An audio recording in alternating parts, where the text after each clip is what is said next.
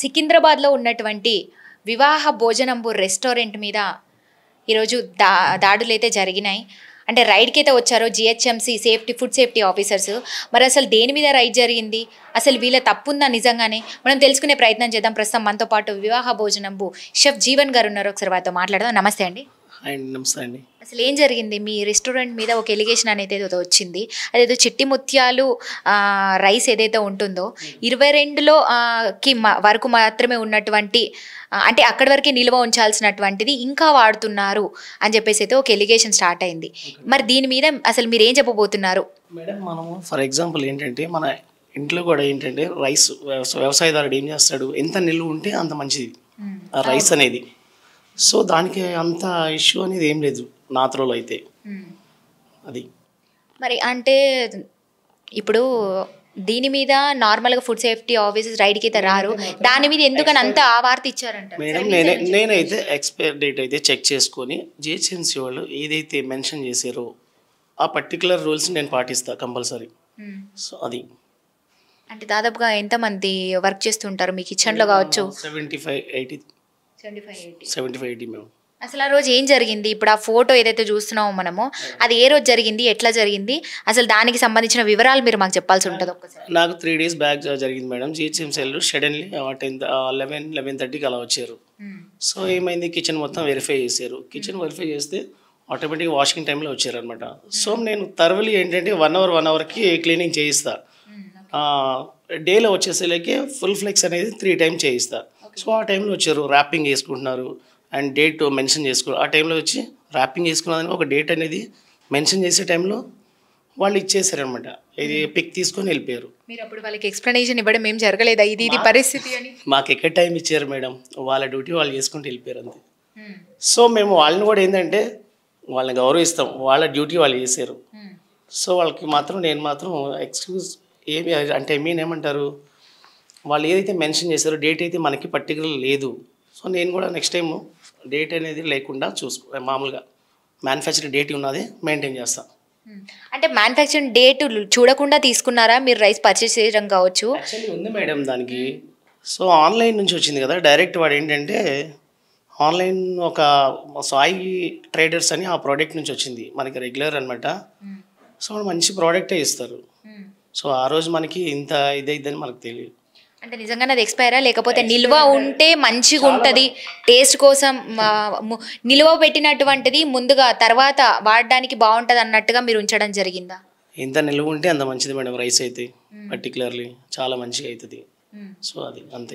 GHMC వాళ్ళకి మీరు explanation ఏమీ కూడా ఇవ్వలేదు, వాళ్ళు మిమ్మల్ని ఏం అడగలేదు.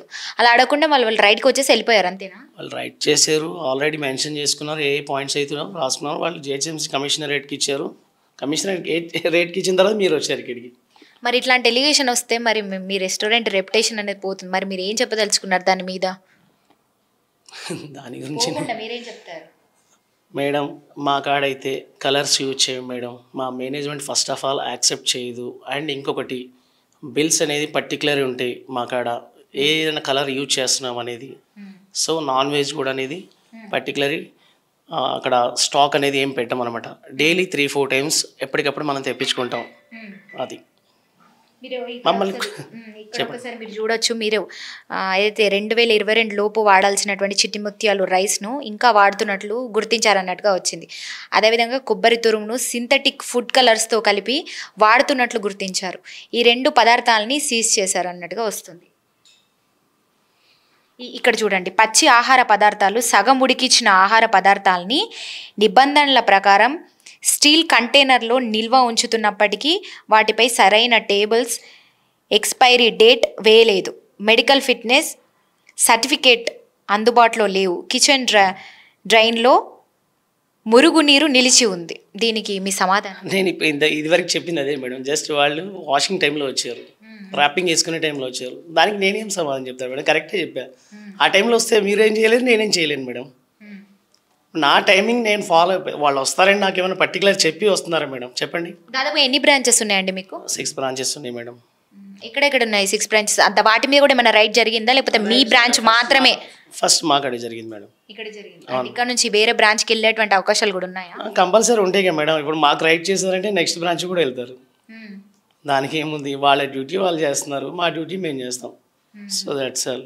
సో అంటే నార్మల్గా ఈ వివాహ భోజనం స్టార్ట్ అయ్యి కూడా ఎన్ని సంవత్సరాలు అవుతుంది?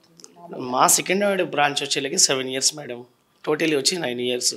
ఈ 7 yearsలో ఎప్పుడన్నా ఇలాంటి ఎలిగేషన్ మీరు ఫేస్ చేశారా? నేను ఎప్పుడు ఫేస్ చేయలేదు మేడం. మేము అసలు అలిగేషన్ కూడా ఎప్పుడు తెప్పించుకోం కూడా. ఎందుకంటే మేము అంత పర్టికులర్, మా ఎండీస్ కూడా టోటల్లీ ఏదైనా నైట్ ఫుడ్ లెఫ్ట్ ఓవర్ ఉండిదో స్టాఫ్ కైనా ఇవ్వండి, లేకపోతే అవుట్ చేసేయండి, ఏది స్టాక్ పెట్టాం ఇక్కడ. స్టాక్ పెట్టి ఫుడ్ నెక్స్ట్ డే గెస్ట్లకి ఇచ్చే ప్రసక్తే లేదు. నెక్స్ట్ డే వాళ్ళ డ్యూటీ ఉండదు మాకు, అంతే. కొన్ని హోటల్స్లలో మనం ఈ మధ్య కాలంలో రైడ్స్ అనేది బాగా జరుగుతున్నాయి. రెస్టారెంట్లో మనం చూస్తున్నాం, ఒక నెల క్రితం నుంచి కూడా రైడ్స్ అన్నీ జరుగుతున్నాయి. ప్రతి రెస్టారెంట్, పెద్ద పెద్ద రెస్టారెంట్లో జరుగుతున్నాయి, చిన్న హోటల్స్ కాదు నేను చెప్తుంది. ప్రతి రైడ్స్ జరుగుతున్నాయి.